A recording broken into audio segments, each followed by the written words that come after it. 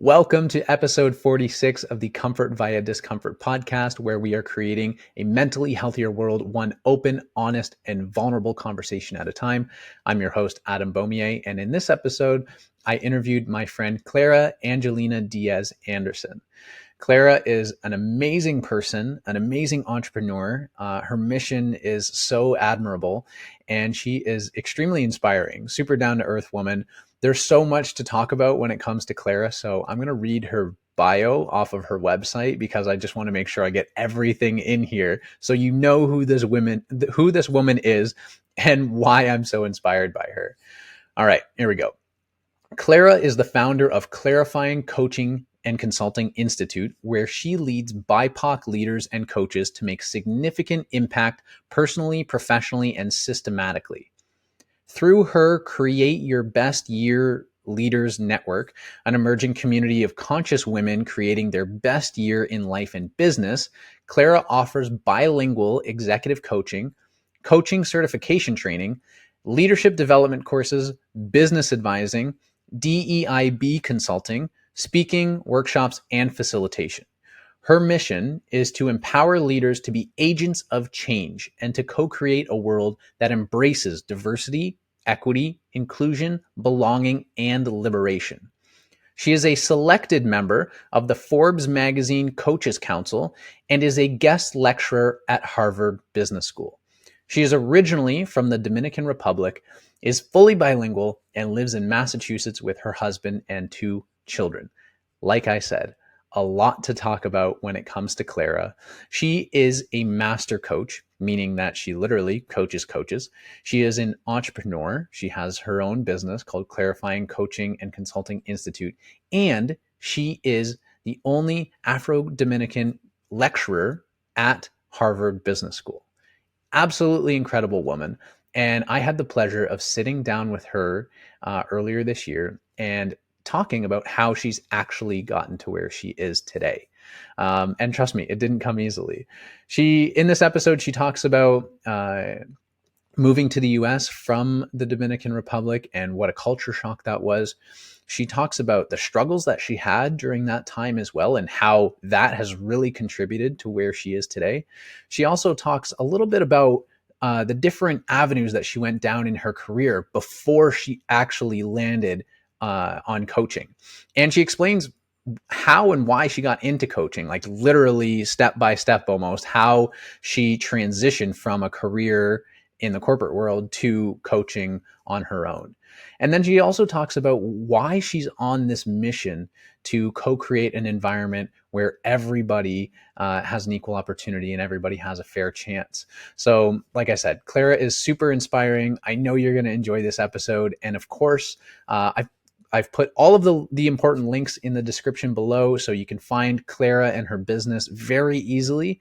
And any resources that she's mentioned, you can find them just by looking in the description for those links. As always, if you enjoy this episode, please consider sharing it with a friend or family member. That would mean so much. And it's a great way to help them out, to inspire them to go after their dreams. And of course, if you do enjoy this episode, please consider leaving a review. It would go a long way to support the show, and we would really, really appreciate it. Alrighty, here you go. Enjoy. Alrighty, welcome back to another episode of the CVD Podcast. Today, I am here with my friend Clara Angelina Diaz-Anderson. Clara, it is so wonderful to have you on. Thank you so much for having me. Yeah, it's definitely a pleasure. I mean, we met back in 2020, I believe, like right as the pandemic was starting. We met virtually just like this. Yeah. I was actually working for a consulting company, and we had basically created a program to help businesses pivot during the pandemic. And you were one of the businesses that was part of that cohort. And I told you this a few weeks ago. The moment I met you, like from the first or second meeting, I was like, whoa, like this woman has something special. Like she is awesome. Like you were just very inspiring right away. And I was like, wow, you're doing some incredible work. And like, I want to be friends with this woman. Mm-hmm. And so, a few years later, it is incredible to have you on the show, and I'm really, really excited to dive deeper into your story today. Yeah, I'm excited to be here. I mean, that was a really valuable time for me being part of that program, and your mentorship and your facilitation and your guidance. I mean, I'm definitely using pretty much everything I learned in that program for sure. That's always very good to hear, and I'm just happy that I could be a part of it. Mhm.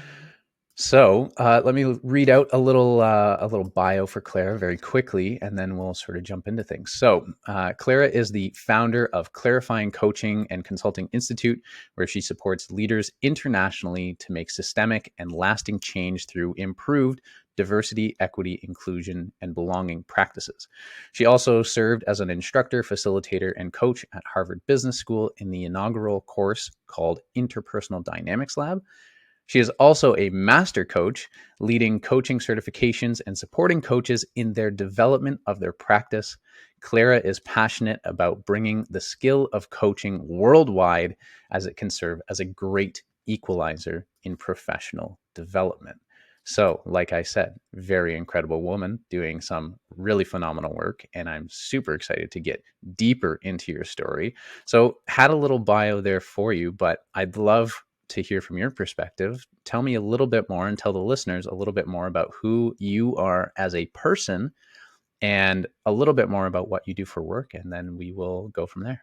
Yeah, absolutely. Yeah, I'd love to share what's not on the bio, right? What's not on the Absolutely. professional bio is that I am originally from the Dominican Republic. I was born there. I'm the oldest of, well, between my mom and dad, the oldest of four, but really the oldest of seven children. And I am a mom of two beautiful children. I'm a wife. I'm a friend. I am extremely passionate about helping people to really understand that they have the power within them to create change, both in their life and their communities, in the world at large. And while I think there's a paradigm shift right now in many of us believing that we can do our part to change the world. There is a really big part of us that does not believe that we can affect change with all the craziness that's happening in the world. And I truly believe that we can. And I'm extremely passionate about awakening that awareness in folks.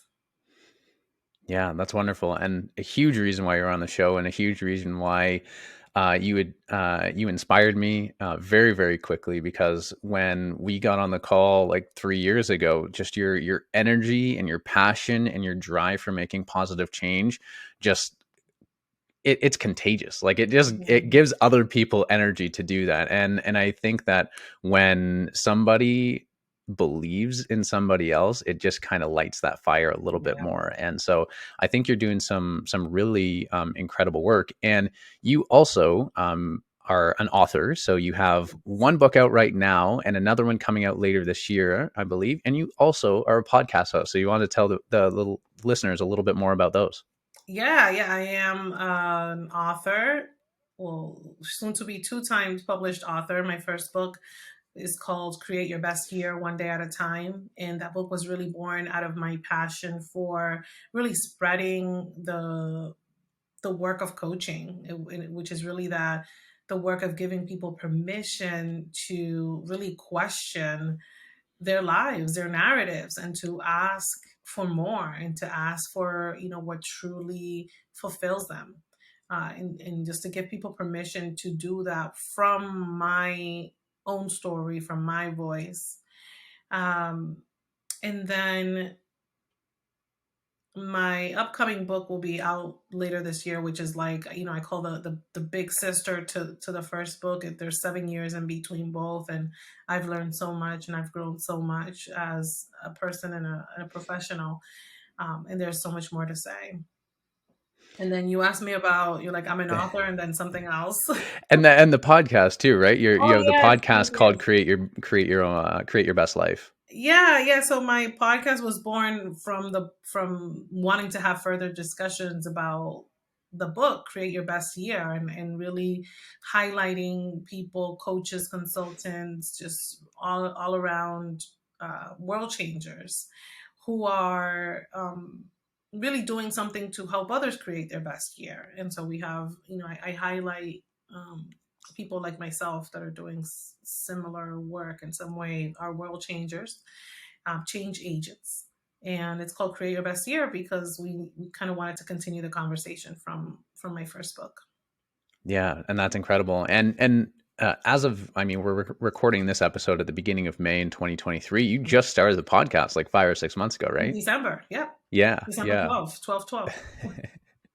It's awesome. I mean, I share the passion for continuing conversation and for sharing different stories. And I think that both of us really believe that diversity is king, right? Diversity is Mhm. so important. It's the whole if I can see it, I can be it type of thing. And I think, that's a big driving force for both of us, which is really incredible to see. Um, your book and your podcast, Create Your Best Year one day at a time. Why do you add on that one day at a time at the end there? Why is that so important? Yeah, because sometimes we have these big concepts like create your best year, change the world, do your best, right? And it seems sometimes so out there, so like this big meta philosophy. And I think that our motivation to want to affect change gets lost in Mm. the bigness of ideas, of our goals. And I honestly, Adam, was going to name it one moment at a time. But one day at a time seemed seemed pretty doable. But once the pandemic hit, I was like, man, this is not a one day at a time thing. This is a one moment at a time. And how many of us kind of set out our days to, where we have like a bad morning, but something can happen, we can turn it around, or we can have, a bad Monday, but we could have a good rest of the week. And so I think for me it was really about making this idea of having self agency, or being able to create your reality, to have it be doable, to have it be bite size, so that everyone can say, man, like, yeah, one day at a time. Yeah, it's like this you always hear this saying that if your dreams don't scare you, they're not big enough, right? So it's always Mhm. bigger, bigger, bigger, better, better, better type of thing. Right, But then it's like how? Like what's the roadmap to do that? right, And I think that one day at a time like is really laying down like those stepping stones of like here you go, right? You might want to climb the mountain, but you have to do it one step at a time. You have to do it one day at a time, which is really, really interesting. Um, before we get into more of the details of your story, tell me a little bit more about your coaching practices. Like the title master coach, I didn't even know that was a thing until a couple of years ago, to be honest. I've heard coach since the time I was like 4 years old because I've always been in athletics. mm. But I very rarely hear master coach. So tell me a little bit more about your coaching practice, what a master coach is, and why you believe that coaching can serve as a great equalizer in professional development. Yeah, well, I didn't know there was a such a thing as a master coach either. But what happened for me was like around 2018, I I've always trying to see where I can start the story from. So every time I would go to conferences and speak on coaching, or any other topics that I speak on, time management, anything, the first thing people would ask me afterwards is, how did you become a coach?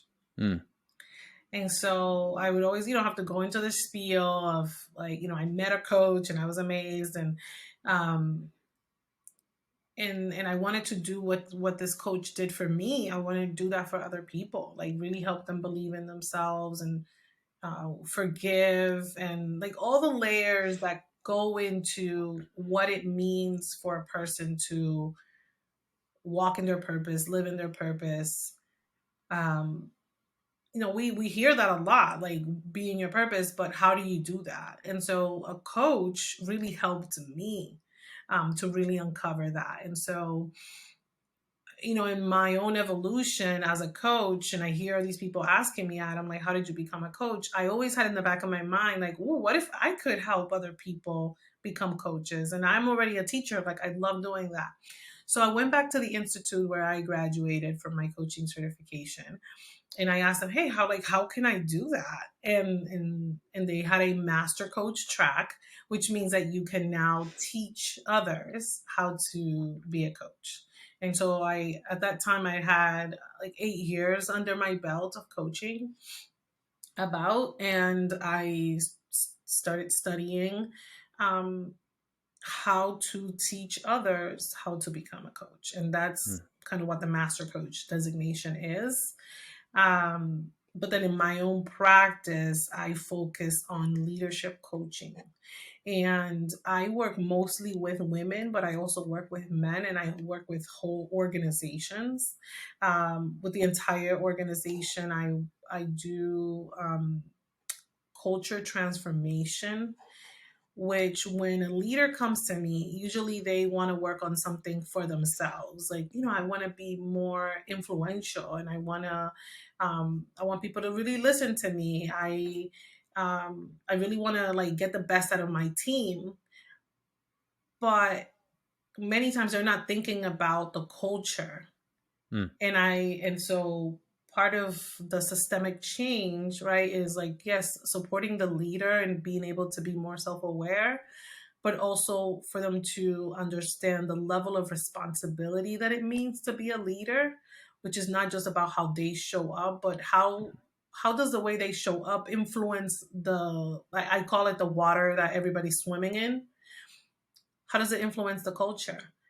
And I mean, I know you and I know this, about leadership, but you are not going to believe the amount of times that people come to me and they say, but it's their responsibility, to create the culture. It's it's the employee's responsibility to bring their energy.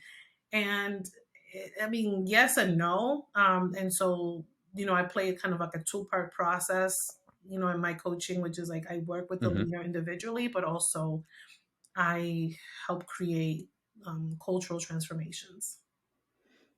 Wow. So it's not just on the individual level. It is way bigger than that, which is really interesting. Mhm. And what's interesting there is, you know, there are roles to play, right? There's roles for the leader to play, Right. and there's roles for the employees to play, and both influence the culture or the water that everybody's swimming in, as you say. Um, but it starts from the top, right? It starts with the leaders themselves. Well, I honestly I think it's a two prong approach, Yeah. right? But the leader, right, being the one to kind of head the whatever is Hmm. going on, the organization, the department, being a government agency. Um, yeah, it is your responsibility to really be mindful of Hmm. what is your leadership presence and how is it influencing the environment in which people are operating. Yeah. And I think there's such a big that's missing a lot, and I really pride myself in being able to help leaders see that and to buy into wanting to invest in culture change. Mm. I love it. That's really, and like I said, really, really important work that you're doing. And it's not only on the individual level, but it's organizational level. And together we can create some incredible change. So Thank you. I'd love now to really start to get into the details of your story because and I read a sample from your first book, Create Your Best Year One Day at a Time, and it talked about immigrating to the U.S. Yeah. and you being the oldest of four at the time, and really how how that experience was kind of a push to make personal development a priority. So I'd really love to dive into the details of how you kind of went from there to now being like a faculty member at Harvard University, because I think that Yeah. it's an incredible journey that you've been on. And like you mentioned a few weeks ago, you are one of very few people that look like you on faculty at Harvard Business School. So I think it's even more important to get your message out there and really to show that, this journey is possible because, what you're doing is nothing short of amazing. So I'd love to get into the story of immigrating to the US and why that was such a push For sure. for personal development for you. Yeah, for sure. I also want to address the part that you asked prior Sure. about how coaching can be a equalizer. Oh, absolutely. And so, for those people who are listening, like coaching now is very it's getting very popular within organizations as a way to develop leaders, leaders at different levels to drive retention and reduce attrition, people leaving the organizations. And it's just being adopted as a new leadership and management style. And while like there's many reports out there that people of color, black folks, Latinx folks, because anyone who is like other than a white cisgender male has a um, lower pay grade, harder time advancing.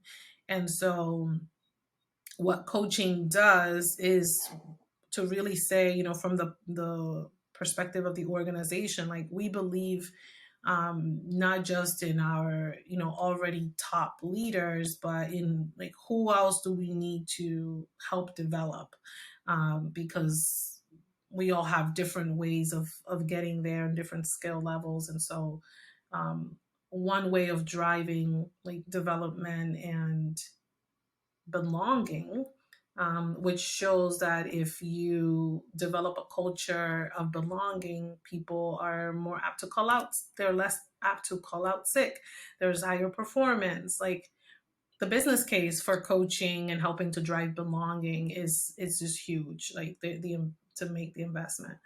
And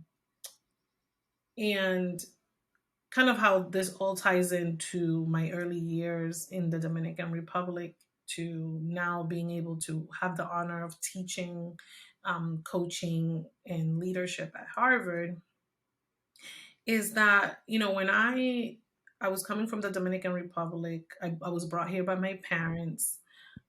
It wasn't like one of those things where I was like, I'm going to go to America. No, like I was taken to the United States with my family. I am the oldest. So, as the oldest, the narrative for me has always been, set a good example for your brothers and sisters. Um, almost like I almost played like this like pseudo mother role to my Hmm. siblings, which I later worked through and healed, and I am no longer that for them. But that's how I grew up, with this idea of like take care of my brothers and sisters, take care of my family back home. Always thinking about like how do you make the most of this opportunity to come to the United States, because when you're in Dominican Republic, coming to the United States for a lot of people, maybe not now, but back then was like the dream. Okay, it was like, oh, you're from the United States. It's like you're like this alien that's coming from like the land of gold and diamonds. Um, and so when in my family, we kind of, got our, what we call our papers, and we were able to come here.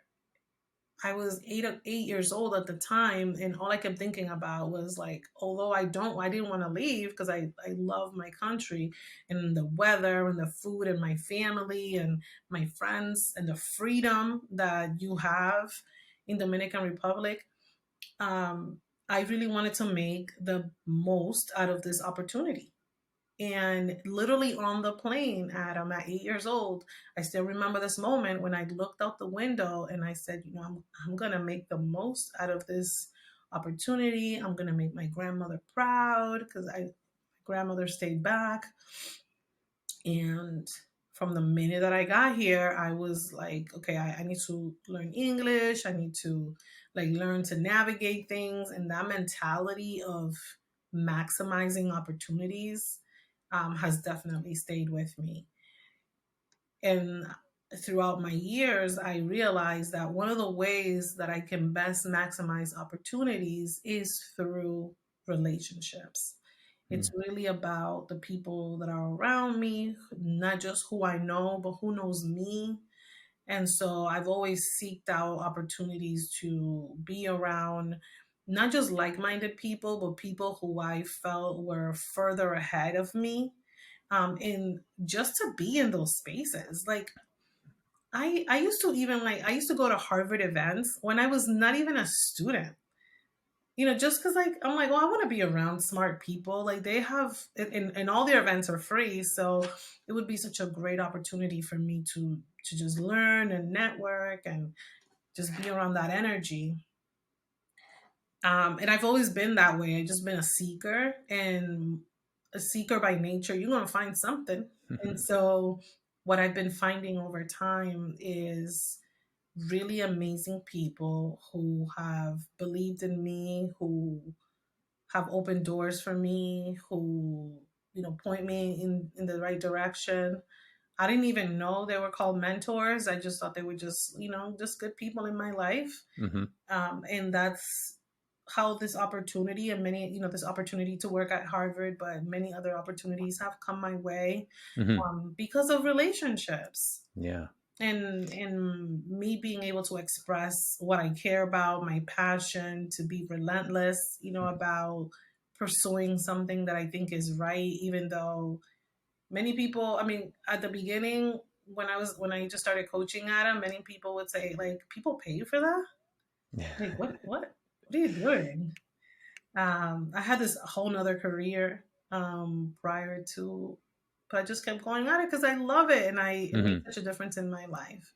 Yeah. Um, Yeah. And I mean, like the power of relationships cannot be overstated enough. Like it is something that I've been learning so much over the last few years. It's just like, and what happens time and time again is like amazing people know amazing people, yeah, and you just don't know what a conversation will lead to. You have no idea like what you have in common with this person, what you can connect around, and who they could potentially introduce you to, and just how they could add value in your life in so many different and unexpected ways.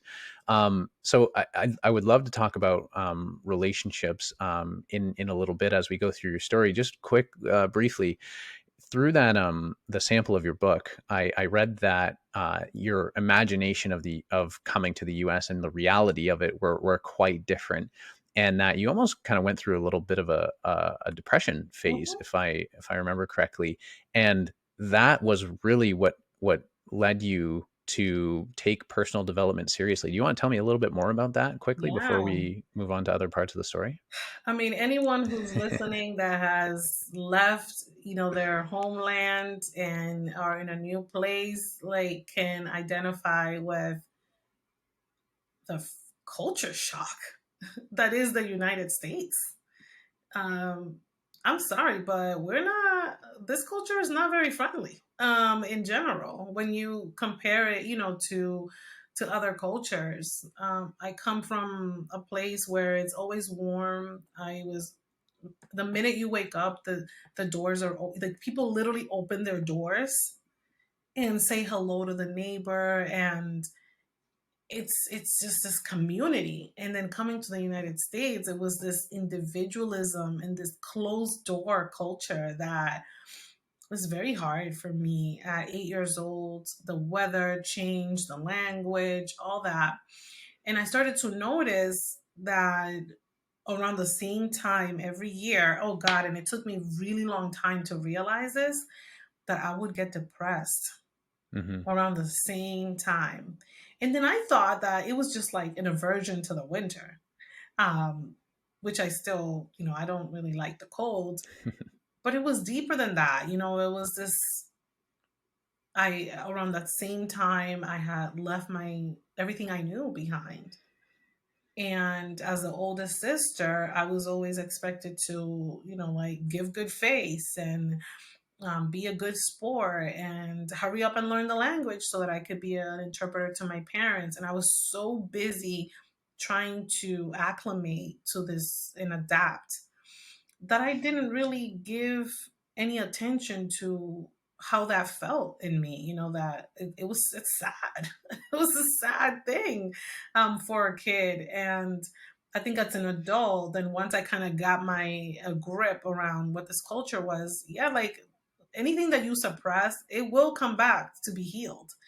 And so then I decided to, I was like learning about psychology and how you can associate different times with different things and like learning triggers. And I decided, instead of like me having this connection to like a sad time, why don't I like really try to associate the winters with fun times? So I would literally schedule I started to schedule my vacations when I knew I was about to like start to get depressed. Like it was like the like end of September, October time.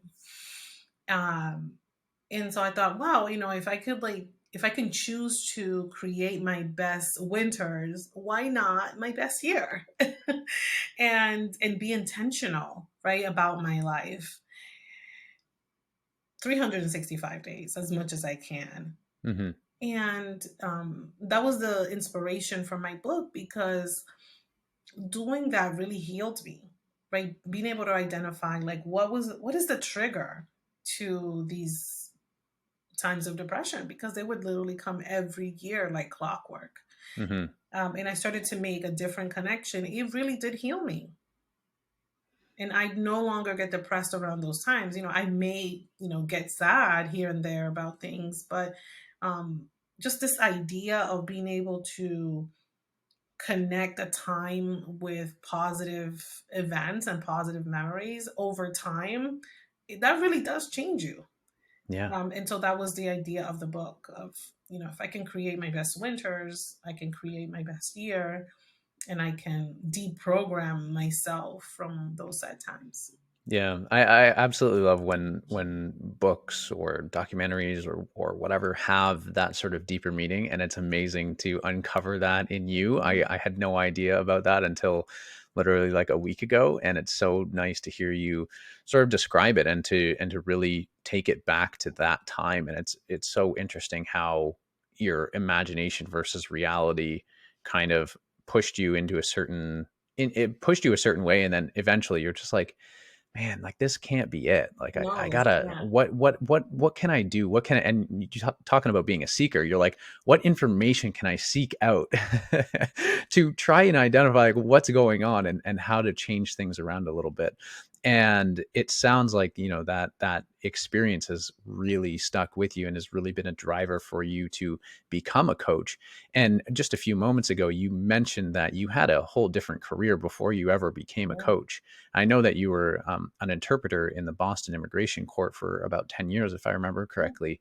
And so, briefly describe what that was like and how that led you to coaching. Like, when did you actually start to think that coaching was a real thing? Like, when did you start to think like this is something that I could actually do to help people and Mhm. to make a living? Yeah.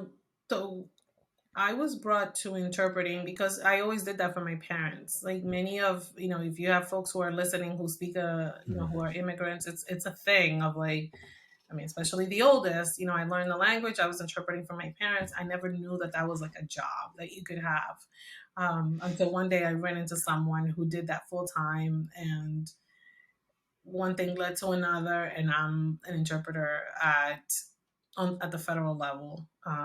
Just like everything I pursue, I pursue it until I can get to the highest point. And being there for 10 years, I tell people it felt like it was a PhD in human behavior, anthropology, and interpersonal skills. Mm. Because there is nothing like being in a courtroom with someone that is fighting for their life, in their life and in someone else's hands, and just to see the thought process that happens and the energy and the way that people approach things and the power of words to create worlds and to create opportunities. And so 10 years of observing all of that and being the voice to all those people in the room so that they can all understand each other, I thought, man, this is like if I would start to come up with theories like, I wonder if this attorney would have approached this way, in this way, or, been nicer to the opposing attorney. I wonder if there could have been an agreement, or, had this person dressed differently, just the kind of energy that they bring, especially around like attorneys of color, Mm, female attorneys of color. And I thought, man, I could help these people. I could help them to really rethink how they approach these conversations, these mm, cases, mm-hmm. and give them a higher chance of winning. And I started to market myself in the court, and let people know, like, in addition to interpreting, I'm also a coach. And one day, one of them called me, and I thought she was calling me to interpret for one of her clients. And she said, "No, I would like some coaching from you." Wow. And that turned out to be my first, like, really big. She's still my client till this day. That's amazing. Um, yeah, we've had so much success together. It's That just is been, incredible. I love the connection. And you said a PhD in like human behavior and listen. anthropology. Like when we talked a few weeks ago and you had said, yeah, like, yeah, and you told me about, being an interpreter in Boston Immigration Court, I was like, okay, like that's cool. I don't know how you got there or what the connection is, but I really didn't take the time to like think about what that really entailed. And when you say like it's a PhD in human behavior, Mhm. like then my brain starts to turn about like the intensity of those conversations and all of the different factors that you talk about. And when you started marketing yourself as a coach, like had you been a coach for a while? Like did you get a certification before you started this? Like what was that process like? Because I think a lot of times, me included, people hear like, oh, I want to start, a coach, and they're like, Mhm. oh, I have to do, this 6 month, 12 month, 13 Yeah. whatever program in order to be qualified to be a coach. So like what happened there? How did you get started in that realm? Yeah. So I believe it was like late 2008 2008, 2009, that I got my first coaching certification. Hmm. And it was just a 16-hour program that I did online. And it was just like my introduction to like what is coaching, and it taught me. I actually teach that course in my that same course. I have a partnership with the institute to teach it through my institute. And it was very basic, very simple, very powerful course. So I started with that, and then I started to take other courses on different things like neuro-linguistic programming, and getting like certifications in like positive intelligence, and just gathering my toolbox as a coach. And most importantly, I just started coaching anybody who would have me coach Mm. them. Like, practice, practice, practice.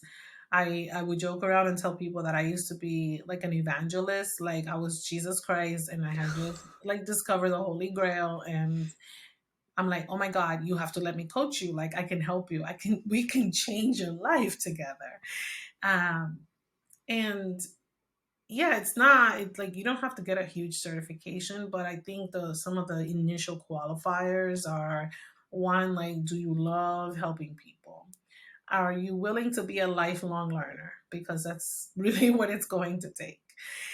Are you willing to give of your time and like practice, practice, do it every single day, um, and then keep building your arsenal from there?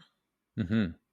Yeah, really, really interesting that you say lifelong learner. And again, like this idea of being a seeker Yes. keeps coming up here where you're just like, all right, what can I add to my toolbox? What information can I learn that can, help to make a difference in people's lives?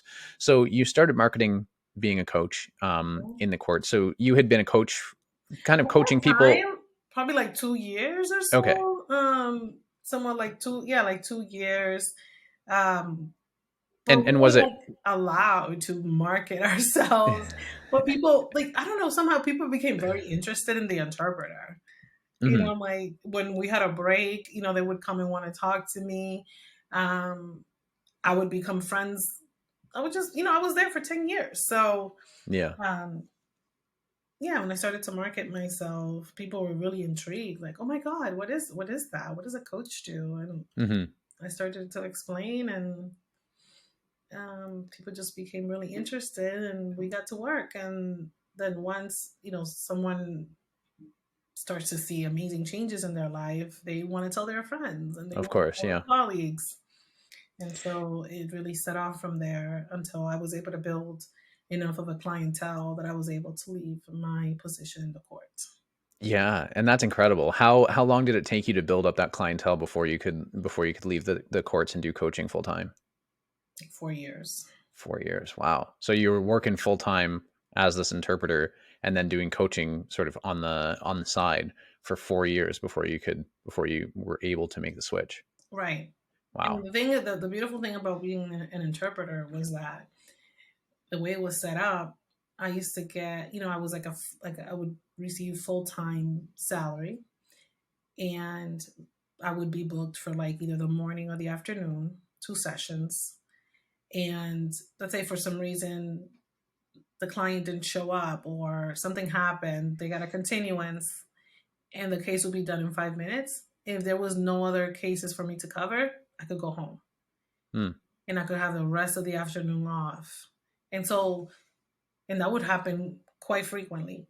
And so that time, I would use that time to then work on my business. Right, right. That makes sense. And so was it when did the Clarifying Coaching and Consulting Institute, when was that born? Was that born 4 years after building up your clientele? When was that born? No, so that was born from the beginning at Ah, okay. 2008. I knew that I just didn't want to be a coach and like do one-offs. I'm like, ooh, this could take me really far. So like, let me set myself up for that. I've always kind of been one of those people that things, start with the end in mind. And so for me, it's always been about like, oh my God, if I could just teach the whole world coaching, I think I could make the world a better place. So I'm going to create my own institute. And so at first it was just clarifying coaching and consulting. And then I added the institute piece when I started to teach my certifications and my courses. Right. Wow. That's an incredible change. And when you mentioned not too long ago that, when you mentioned the word coaching, people were like, "What? People do this? Like people pay money to do this?" Was there any pushback from like friends or family about you becoming a coach because they were skeptical about the idea of it? Not real. I mean, actually, like my immediate family, no, like they've always been very supportive of everything I do, and they're like, if Clara's doing this for a reason, and we respect her. But there were friends of mine who were like, oh, you're doing another thing, like really, what is that? Um, there, yeah, it was more of a questioning of like, oh, people pay for that, like oh, maybe you should, at the time, I was also dabbling, with the interpreting. I was also dabbling in the arts, like painting and exhibiting, like my paintings and my artwork. And I remember this one gentleman had said to me, oh, maybe you should stick to the art thing, Hmm. and maybe the coaching will come later. And he was like an older white gentleman, and he does coaching now. He was a CEO of a couple companies and an advisor. And I just remember telling myself, like, I don't think I'm going to be hanging out with you anymore. Hmm. Like people who didn't believe in me and didn't have something to offer me for the journey, I chose to like not Yeah. be friends with them anymore.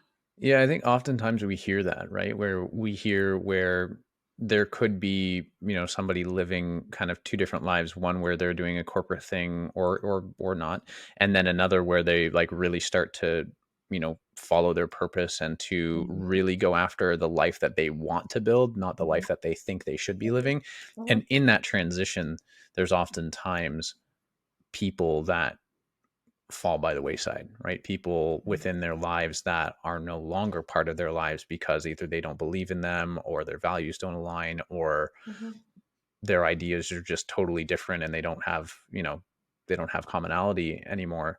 um and so it doesn't surprise me so much that something like that happened. But anytime that I hear a story like this, I'm always so proud of people for sticking to that, because it sounds like, oh yeah, some people are in your life, some people are not. But it's not easy, man. They're like, and that person that you described doesn't necessarily sound like somebody who was super close to you at the time, but it's still, right, it's not the easiest thing, because like you're hearing these different messages, and you still have to make the decision to like go down the path that you want to go down, which can be really challenging. um, so you started the coaching and consulting institute Mhm. really back in 2008, Mhm. and took you 4 years to really build up the clientele before you can do it full time. And now you are teaching at Harvard University, and like I mentioned in the introduction, you're part of the inaugural course called Interpersonal Dynamics Lab. How the heck did you get involved in all of this? Like, where was the connection made, and what has your experience really been as an instructor and a facilitator? Yeah, well, I mean, I think there's a couple of things that happened that kind of led me there. So one is, just my utter love for coaching, um, and I believing in myself when other people didn't, and not just Hmm. that, but really, I've been really documenting my clients' success stories, so that there's any time when I'm feeling like, oh, I what am I doing again? I can always go back and really read those testimonials. That's really important. Um, so really believing in myself and those relationships that I'm telling you about that really open doors. Ha- Someone literally sent me this opportunity. Um, by the opportunity was sent to them, and they said, "Oh, Clara, I thought of you. You should apply." Um, a couple of months prior to that email being sent, with the Harvard opportunity to teach at the business school, I was going to another coaching gig in where Harvard Business School is, and I happened to take a wrong turn into the campus. And I didn't know where Harvard Business School was. I had no reason to know. I didn't go there. I wasn't interested in going there. I never even thought in my wildest dreams that I would teach at Harvard. I don't have a PhD. I don't have a master's degree, um, which I thought was all the things that I would need in order to be able to to teach at the school. And one day I took a wrong turn into the campus. And as I'm driving, I realized, oh, wow, this is Harvard Business School. Like, I didn't even know I was in here. This was interesting. And then I thought to myself, at that moment, I was like kind of halfway through the campus trying to get to the other side of the street. I asked myself, I wonder what it would take to teach here one day. And when I asked myself that question, Adam, the first thing that started running through my mind was, you're gonna need a PhD. And I'm like, oh, I don't really want to go back to school. Oh, but maybe I will one day. And all these thoughts started to come into my head. And then I literally told myself, okay, stop, let it go. Like, if it's gonna happen, it will happen. And a couple of months later, after that incident, I got the email asking, hey, like there's this opportunity to teach and coach at Harvard Business School. You should apply. Hmm. And when I got the email, I was like, I don't know. I don't know if I should. I don't know. I don't have the degrees. I don't. There's people. Yeah, I've been at that time. I was like, I've been doing this for 10 years. I had literally been doing coaching by that time for 10 years. There's people that have 30 and 25 years under their belts. And then I had to ask myself, I said, if one of my clients was in this predicament, what would I tell them to do? Hmm. And I would tell them, give it all you got because you have nothing to lose. Bam. And that's what I did. I love it. I applied, I gave it all I had. I gave myself permission to be myself during the interview, to really speak about my passion and why I love this work so much. And I was hired on the spot. Wow, that is incredible. Congratulations. And Thank you. you mentioned power of relationships earlier in the episode, and this is just a testament to that, right? Like I love this story. You literally 2 months before this, or 2 or 3 months before this, you're driving through, and in Mhm. your own head, you're like, nah, I'm not qualified, or nah, this isn't the opportunity for me, whatever. If it comes, it comes, but like, I don't want to go back to school. There's so many things. 2 months later, a friend of yours Mhm. or a colleague Mhm. finds this opportunity and says, Clara is the perfect person for this. Like, her belief in you as a coach and as a person and as an instructor and a facilitator, she just boom fired it off to Yeah. you, right? Mhm. And I love the approach that you took when you said, like, if a client was going through this, what would I tell them, right? Because oftentimes we're so hard on ourselves, and if we just take a second to be like, if a close friend was going through the same scenario, how would I approach it? Usually those approaches are totally different. And so I love that you did that, because that led to you going all in on this and actually Mhm. getting hired on the spot, which is incredible. So Incredible. tell me what your experience has been like, and I know that you talked to me quite a bit about the interpersonal dynamics lab. Tell me a bit about that as well. Yeah, I mean, so I was part of a group of coaches and instructors for the first year MBA students. It's 987 of them. And I had a group of 30. And that was my group to teach and guide and support and coach.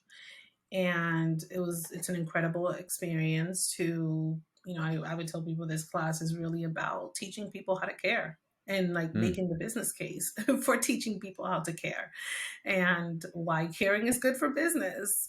And it's an incredible experience, with people from all over the world, amazing change makers and people that are going to be doing amazing things in the world. And Harvard is, a class in, the processes and the resources and the technology, and not to mention the food there. It's, the best of the best. And so to be surrounded by that amount of resources to do the work you love is literally like a dream come true. Um, while I was there, and when I'm there and when I'm everywhere, Adam, I really look for like who are the change makers in this space? Like, who is raising their hand to say, "Hey, did you think of this?" And it's not just going, with what everybody else is saying. And so I intentionally created these. I wouldn't call them so much like networking sessions, but more like listening sessions where, I would invite everyone, but certain only certain people would come, and then we would have a chance to kind of debrief on our experience. And for many of us, it was our first time at Harvard. But there was a woman in our group who was responsible for recruiting a lot of the people of color that were part of those 30. And she had been a professor at Harvard for a long time, like almost 7 8 years, and she had proposed a class, which is the class that I'm teaching, that I co-teach with her, um, called executive. No, it's called executive coaching mastery sessions. And she approached me about teaching with her, and I think it was because I created those opportunities for everybody to convene, that then that additional opportunity to teach at the continuing ed school was born. hmm And I'm now in my second year teaching both leadership coaching strategies, co-teaching, and executive coaching mastery. And it's been really wonderful because it's not just the opportunity to teach, but it's also the opportunity to design curriculum and to really be thoughtful about, okay, what would be this person's experience coming through this? How do you teach someone skills that are going to allow them to transform and allow them to take those same skills and transform their community? And so it's been a really wonderful challenge. And we've gotten so much positive feedback on the class. last year I taught 2 classes, and this year I'll be teaching 5. Wow, that is amazing, Clara. I'm so proud of you. I'm so Thank excited you. for you and excited for the students too, because you Yeah. mentioned a few weeks ago that you're the only Afro-Caribbean on as a faculty member at Harvard. Why is it so important for somebody that looks and sounds like you to be a faculty member in a place like Harvard? Yeah, I mean, right now at the continuing ed school, yeah, I'm the only Afro Caribbean listed on faculty. Um, why is it important? Because so on average, we get about 7 countries or 7 or 8 countries represented in the class. People, it's an absolute honor for me that people travel from, as far as like Australia and Ireland and Germany, all corners of the world to come and take this class. Like, my goodness, it's really amazing. And why is it important that it's me? I think because the majority of the world, um, a good majority of the world, really looks like me. And it's important that leaders learn from those that look different from them, and to learn from those who they are influencing, who they're serving. I think I know I bring a completely different experience than what they're used to hearing from. I mean, I have been in corporate spaces, but then I have all these other experiences. Hmm. I bring a what we call a sophisticated lens through which to coach. And yeah, I mean, I feel like this is time to really change when people think about what a leader looks like. A leader looks like anyone, really. Hmm. But it's just really that recognition, that you do have power and you do have influence, and everybody does. And when we as leaders can see that, and my students can see that, they have a higher level of respect Hmm. for their employees and their team members, and they just don't see them as a tool, but as a human being. Yeah. And um, that's a lot of what I bring to the class. Yeah, and I think that's incredibly important and incredibly powerful. And you mentioned earlier that it wasn't in your wildest dreams that you'd be teaching at Harvard Business School. And what I see is I really hope, and I'm optimistic that you are going to set an example for so many people, to actually have that imagination. Be like, whoa, if she can do it, I can do it too. Because there's so much power in representation and sharing your story of how you got to where you are, and to show other people that it is possible. And so it's an incredible story that you've gotten to where you are, and I really hope that you can be the catalyst for more people that look and sound like you to get into these positions, because it is extremely important, extremely powerful, and it just adds so much. It adds so much to our human experience, and to look at things through a different lens, and it can just help make the world such a better place. And so, Clara, thank you so much for sharing like your entire story. I mean, like we've been through a lot. Obviously, there's a lot more Mhm. that we can get into. But thank you so much for sharing your story. As we wrap up here, I have one question for you. Um, what would be your advice for somebody who wants to get more out of life? Somebody who maybe has a similar experience to you, where you're just like, God, I kind of go through these like little depressive episodes, and like there's got to be more to life than this. What would be your one piece of advice to help them get started, to help them take action? Yeah. That's such a great question. I In my upcoming book is what I'm hoping to share with people, that you know we're usually told to dream big, right? Like, dream big, and like go for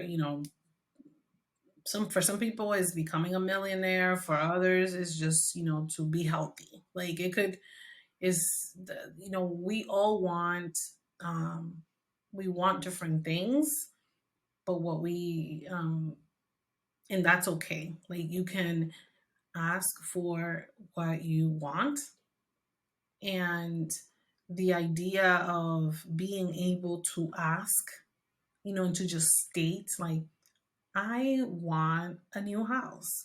I want to be healthy. I want to be happy. Like just to be able to state that clearly to yourself, to the God of your understanding, to the universe. Just be honest. Be honest with what you want. Like it's okay to want things that you've never seen anyone in your circle want. Mm. It's okay. It doesn't mean that you're going to get it. There is no guarantee, but there is a bigger chance of you actually getting what you want when you're honest about what you want. And when you have the courage and you give yourself the permission to ask for it and then put yourself in the position to receive it. So, whatever you feel that is like maybe you need to stop a habit. Maybe there's a class that you might have to take, maybe you need to chill. Like, whatever that is, like, inside of you what you need to do in order to become the person that can receive what you want. And so it's not just one thing, but it's, if I encapsulate it all, is like permission to ask for what you want and do the necessary thing to be able to receive what you want and be that person now. I love it. Be honest with yourself about what you want. That's a great first step, great piece of advice, Clara. Thank you Yeah. so much again. We're gonna put all of your links in the description below, so everybody can very easily find your website, where to find you on LinkedIn, where to purchase your books. If there are any other important links, send them my way. They'll be in the description so that everybody can very easily find you and find what you're all about. So, Clara, thank you so much for sharing your story, and I am so excited for what the future holds for you. Thank you, Adam. Thank you so much for inviting me, and congratulations to you for all you're doing.